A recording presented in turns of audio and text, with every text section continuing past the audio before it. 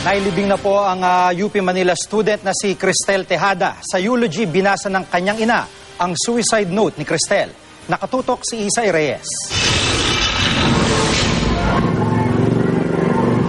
Sakay ng karong ito ang labi ng estudyante ng University of the Philippines na si Cristel Tejada. Sabay-sabay na naglakad patungong Manila North Cemetery ang mga mahal sa buhay ng dalaga. Bago dinala sa kanyang huling hantungan, pinabaunan si Cristel ng kanyang mga magulang ng mga mensahe ng pasalamat. Ipagpapatuloy raw nila ang kanyang ipinaglaban. Ako lang ang magiging niya. Ako lang magiging tuloy niya siguro. Nagpapatuloy ko. Dahil alam niya, ako yung unang nasaktan. Witness kasi ako sa pangyayari sa lahat ng buhay niya. Makakagawa ako ng paraan para maiayos yung... Sigad yung may-ari talaga kay Cristel. Pinahiram lang sa amin. At panahon na para ibalik. Sa dami ng mga, kumbaga yung kasiyahan, kabutihan na ginawa niya, hindi lang sa akin, pati na rin sa mga kapwa niya na nakasalumuhan niya.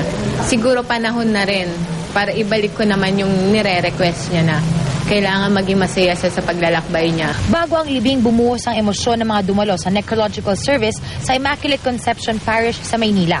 Sa eulogy para kay Cristel, isinapubliko ng kanyang ina ang suicide note ng kanyang anak. Di biro ang magmahal sa lahat ng panahon at pagkakataon. Kailangan mong ipaglaban ang iyong minamahal. Hindi ko lang talaga rin kinaya. Sana mapatawad at ipagdasal niyo ako. Love na love ko po siya. Palungkot po. Bakit? Kasi po wala na akong ate. Isa na lang po yung ate ko. Bye-bye ate. I miss you. Marami sa mga nakipaglibing nagsuot ng itim na ribbon sa braso. Because I know somewhere in my heart, naniniwala talaga ako na masaya ka na ngayon. Ang University of the Philippines naman muling nagpaabot ng pagkiramay sa pamilya ni Cristel.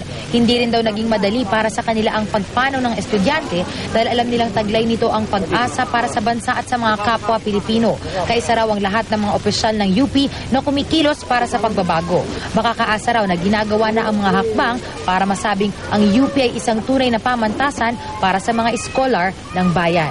Isay Reyes, Nakatutok, 24 Oras.